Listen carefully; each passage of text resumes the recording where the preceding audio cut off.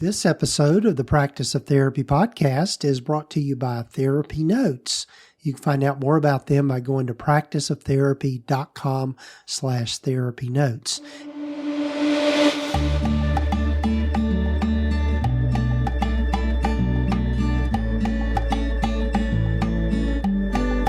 Hello, I'm Gordon Brewer, and welcome to the Practice of Therapy podcast, where we explore the business and clinical sides of running a private practice.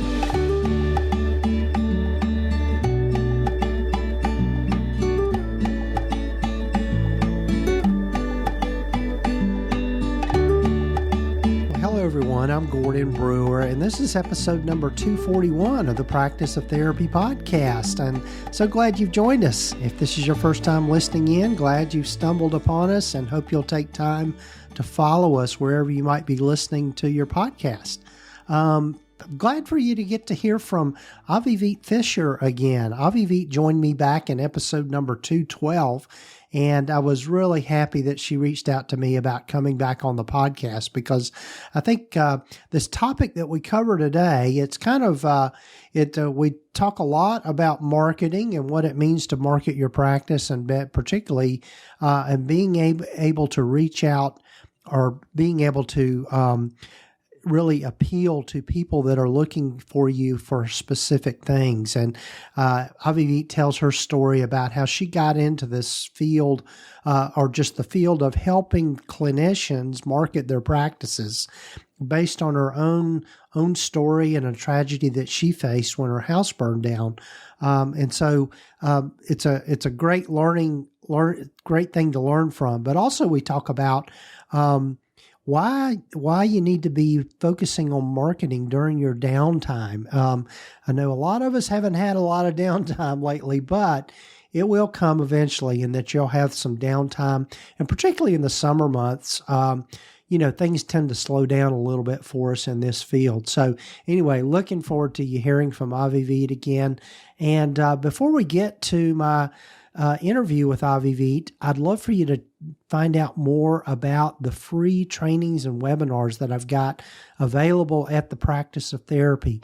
And if you'll go over to practiceoftherapy.com/webinars, you can see what we've got up there so far, and we're continuing to add to it. There's 4 webinars there. They're automated webinars. Each one of them is about an hour long on different topics. There's one there on just how to get started in private practice. There's another one on going from solo to group practice. Another one about accepting insurance in your practice. And then the fourth one is one on being able to use Google Workspace in your practice and why you might want to do that or not do that. So anyway, check those out, practiceoftherapy.com/webinars. And also, before we get to my conversation with Avivit, love for you to hear more from our sponsor of the podcast, and that is TherapyNotes. And here's more about that. As your practice grows, the systems and processes you have in place will keep your practice running smoothly. That is why it is important to have an electronic health record system that is specific to mental health providers. TherapyNotes is a complete practice management system with everything you need to manage patient records, schedule appointments, meet with patients remotely, create rich documentation, and bill insurance right at your fingertips. Their streamlined software is accessible wherever and whenever you need it. They are who Gordon uses in his practice. And did I mention that they are one of the top-rated EHRs for mental health private practices? Their support is also second to none. Be sure to check them out at practiceoftherapy.com/therapynotes. Be sure to use the promo code GORDON to get 2 months free.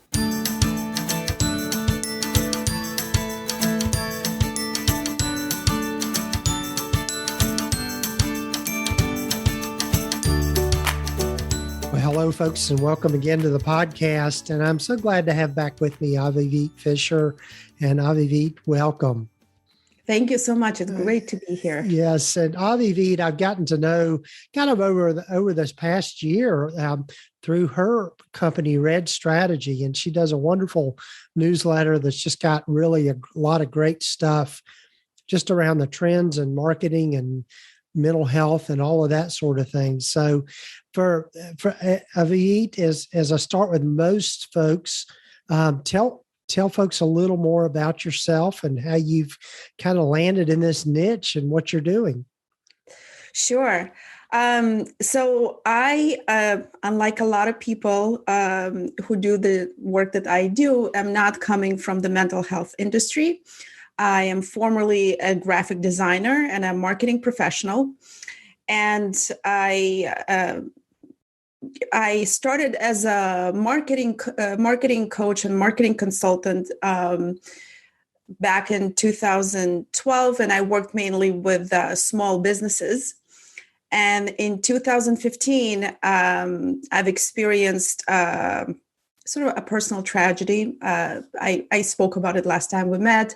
The house where I lived burned down, and my family lost everything. And I was stuck sort of not knowing how to move on from an emotional perspective. And I was looking for therapists who could help me with this. And I couldn't find anything online that would be relevant to overcoming this emotion. I didn't really understand what was happening to me. I didn't really understand if it was maybe trauma, maybe it was a traumatic event, maybe it wasn't, maybe it was just a difficult time. And I saw really a disconnect between how therapists presented themselves to the world and what clients were looking for. And I got inspired, and I wanted to help more people reach the help that they need. And I wanted to work with therapists in coaching them about marketing and telling them about marketing, because I know that therapists do not receive this education in college, in grad school. So this is how I started working with therapists. That's great. Yeah. And it's, something, again, that's very much needed, because most of us, like you said, don't get any sort of training in marketing or business for that matter. And so it's a big learning curve for a lot of us. And, it's one of the things that I work with in my consulting that comes up a lot is really getting people to change their about page on their websites instead of, and it being more client facing rather than therapist facing with their copywriting and all of that sort of thing. And so, yeah. So I know when we were getting ready to record, we were talking about how you've done some work here lately with people in, trying to start in the summer months, which I think for a lot of us in our practices, the summer months kind of slow down a little bit. Yeah. We don't have quite as many clients. And so, yeah, I'd love to hear your thoughts on all of that, about the advantages of starting during the summer and what people can be thinking about. Well, yeah, and summer months can be a little bit nerve-wracking for therapists because they're slower. But if you're someone who's been wanting to start your own practice, and if someone has been thinking about it, I want to show you that, summer is like the natural time to work on this, because I would say that from a marketing perspective, to prepare for a launch of a therapy business would take probably between 6 to 8 weeks. And there's a lot that you would need to do. The things that you need to do, they're very time consuming and require some research, even before we go to, the actual promotion. But there's a preparation stage. There's a stage that you need to think about things like the name for your practice. You need to think about all the things that you would need. If you're planning to open an office, you would need to find a lease. You need to think about your financials, do the math.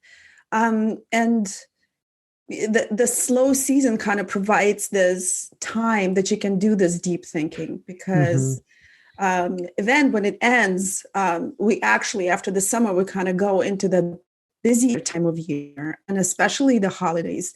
And you would like to be ready, I'm assuming, to accept as many clients as you can for your practice. Right. Yeah. So as you think about kind of the marketing side of things, what would be a starting place for somebody that is starting a new practice in the summer months? What would you want them to begin to kind of focus on?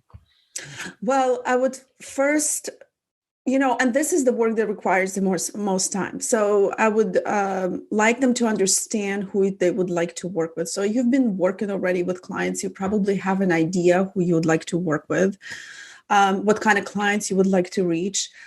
So doing the work in really understanding who your ideal client would be. And also practical things like incorporating, figuring out what the name for your private practice would be, buying the domain name, figuring out how you're going to build your website, because this is the main marketing asset that you are going to have right now is your website. So it really gives you the time to do some research about that, and even look for vendors or designers to do it for you. So this is where I would start, really, from a marketing perspective. But before that, obviously, I would urge you to figure out your finances and do the math. Right. Yeah. That's all very, very important stuff. In that, one of the things that I think a lot of people make the mistake of doing is not really knowing their numbers or not having it clear in their mind what sort of what they need to pay themselves in order to maintain their lifestyle and be able to maintain, the work. I think we all, when we first go into it, we're, we think, oh, I'm going to have my nice office. I'm going to put my name out there and I'm going to have so many clients come see me and money's not going to be a problem, kind of thing. I think that's a little bit of a fantasy that people live with, but I think that you're right, knowing your numbers. But the other thing that you mentioned, Avivit, that I think some people really kind of struggle with when they think about who is their ideal client, right? Because what's one of the main reasons that I think people need to know that is so you will know how to market to those people. And so you want to say a little bit more about that as far as after you identify your niche, so to speak, or identify your ideal client, what do you want to begin to do next? I would really think that the next step would be to start thinking about your brand. And what I mean by that is how you would like to be perceived to the world, right? So, and knowing who you want to work with is a foundation for that, I would say, because you want to be perceived a certain way for a specific segment of a population. And so really figuring out what would be the benefits of working with you, how you can stand out from your competition. So for that, you would need to sort of look around and see who your competition is and do a little bit of research, look on their website, look how they present themselves, and figure out how you can stand out. What you can do similarly as well. We can learn from our competition. Really do some internal work and figure out what are your core values, what kind of message you want to bring into the world, what do you want to say, and really understand that client's journey, their state of mind, how they're looking for it. Like the same way I wanted some therapists to take into account my state of mind as somebody who went through a fire, right?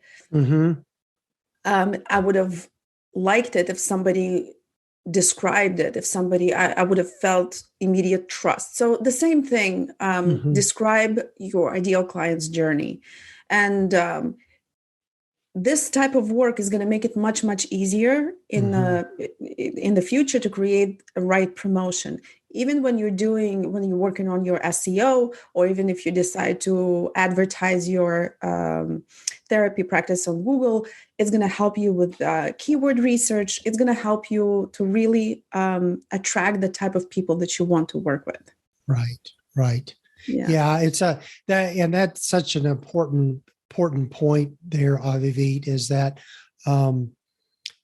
we need to be able to communicate to potential clients that we know what it's like in their world, and that we understand, give a sense that we understand what it's like for them and what they're struggling with. And that's how they connect with us. Because if it's in working, not to get too far off on a tangent here, but just thinking about, your experience of having been in a house fire, somebody where you're going to have credibility is talking to other people that have gone through the same thing. So you're going to be able to, if a potential client or person said, I had my house to burn down or cut or whatever, you would be able to say, well, I know what that's like because that happened to me. And automatically you've got some credibility with that person. And so I think, part of it requires a little bit of self-disclosure on the therapist part and being able to know, I've struggled with anxiety or I've struggled with depression. Not that you have to necessarily do that every time, but I think that can go a long way with really connecting with clients. Yes, it can. And, having worked with therapists, I noticed that most therapists went into this field because of a certain personal experience that they had as children or maybe later in life. And not everybody likes to disclose things, but the important thing is to show that you see your clients, you see their experience. It's not only talking about, depression, because depression can be different for, for a young woman, and it can be different for teenage boy, right? The experience is very different. So if you kind of talk about the experience, and this is what I do with my clients, I ask them, tell me what are the questions that your clients are asking you when they arrive to your sessions. I'm not obviously asking for personal details, but an overall, because there's usually an overlap with the clients that they see. They're probably the same questions that their clients are asking themselves. Yes. So it's important to note all of that. So this is the work that requires time. And when you're busy, you're just not going to have the time to do that. That's right. And the other thing too is when we're busy, marketing is not necessarily on the radar because we've got the influx of clients. And I think, one of the things that's maybe been a little bit of a silver lining with COVID, and I've mentioned this before, is, it's made people have less stigma around mental health issues than they once did, I think. And so we're in a great place as therapists. If people can find us, then we're going to fill up. And that's to me, the bottom line of marketing is just for people to be able to find you and know that you can help them with the problems that they're wanting help with. Yes, that's true. Another important aspect of this is, because established therapists are so busy because of COVID and during the busy months, they would like to refer to somebody else, right? So the summer months really give you an opportunity to create those relationships with more established therapists and network with them, because they're also more open and free for this during the summer. So that's another thing that you can dedicate your time to. Right. Yeah. So what else comes to mind for you, Avivit, as you think about how therapists spend their time during slower times when there's not when the phone is not ringing so much? Well, I mean, some of them just welcome it. Yes. So they can enjoy the time with their family and loved ones or by themselves, just relax. And of course, some get a little bit more stressed out if it's not a season that has been planned for financially necessarily, like if it's unexpected. The thing is, clients' lifestyle change drastically during the summer. So, they become more busy with different things. People have different experiences in the summer. So the mental health problems don't go away. But the needs might change. And if you anticipate those need changes, then you can retain some clients or attract new types of clients, attract a different audience, for example. That's also possible. So I would say some therapists relax, some therapists stress out a little bit during the summer, right? And some prepare, like my clients, they prepare for September. Yeah. It's and it's a great time to really kind of look at all those systems and processes that you have in place, and to kind of go back and hone in on one of the things that you mentioned about being financially prepared. I think particularly for folks starting out, I think they really need to focus those first years or whatever of really building up a reserve for themselves, a cash reserve. And I would recommend that at the very least 3 months of expenses and salary and that sort of thing kind of banked away, because you do hit those slow periods and you need to be able to have, that buffer in there so that you're not feeling the financial strain of it all when things do get slow or whatever. The other time that things tend to slow down are around the holidays, in December and, from about November on, it just things kind of slow down a little bit. But yeah, I mean, it's natural for all people behave similarly. So it's a predictable time, right, of slowing down. But yeah, it's I agree with you. It's extremely important to be financially prepared because there might have things that you don't anticipate might happen. Right. Problems may arise. Right. Yeah. It's being prepared for those things, and so that you're not just constantly feeling like you're putting out fires.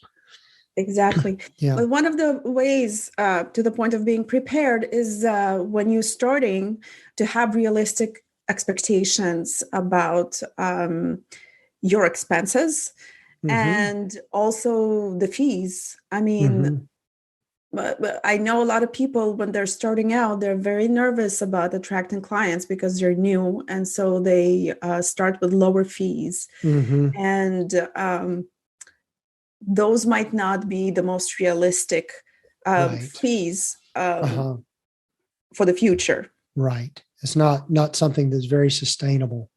Yeah, exactly. Yeah. And I think, part of it is, part of it too, in learning, again, you talk about fees.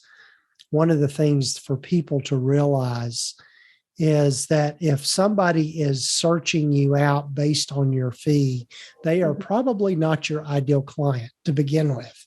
I mean, because, really if somebody is, and that's where it takes some education with potential clients is don't pick me because my fee is the lowest. Pick a therapist that is going to be a good fit for you with the issues that you're working on or what you're trying to deal with. And so I think that's a two-way street too, because, if you're, somebody picks you because you've got a lower fee, or they pick you for that reason, it might be that the clinical issues that they are dealing with are not something that are in your not something you want to work with, or either that or outside your scope of practice. And so I think those are things that we have to constantly be aware of. That's true. That's right. And this is why it's so important to focus on your brand and create a brand awareness with a strong message that talks directly to the people that you want to attract. Because another thing is it's much harder to raise lower fees in the future, right? Yes. It's easier to start with the realistic fees that can sustain your business and that can sustain the lifestyle that you want, than starting lower and then trying to raise the fees higher in the future. Right. Well, this is really fascinating stuff, Avivit, and I want to be respectful of your time. Tell folks a little bit more about Red Strategy and what you do and how they can get in touch with you. Oh, great. Thank you. So Red Strategy, you can find my website. It's www.red.strategy.com. There's a lot of useful information, marketing information over there. I have a lot of free resources that can really help you start thinking, if you're thinking about starting a new practice, figuring out your ideal client, figuring out the first steps you need to take when you're starting your new practice. I work with clients as a coach and as a consultant.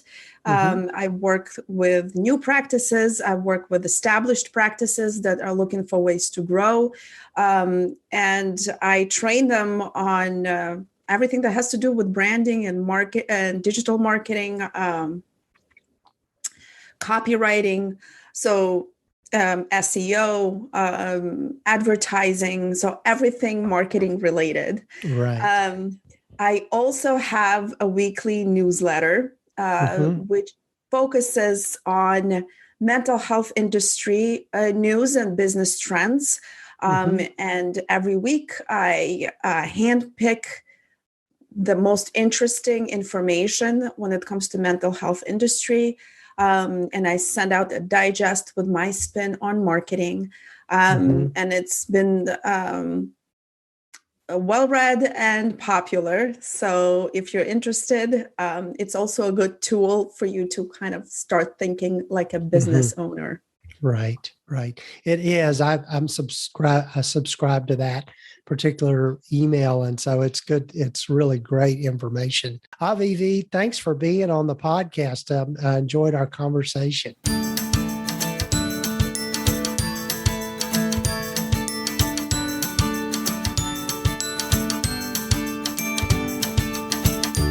Well, thanks again to Avivit for joining me in this particular episode. And I would recommend that you go over to redstrategy.com, REDD, and then strategy.com, and sign up for her newsletter, because she's got a great newsletter that she puts out every week on the trends in mental health, and particularly the business side of things and what we're seeing. And she puts a lot of work into that. It's really, really great stuff and very, very well done. So be sure and check that out.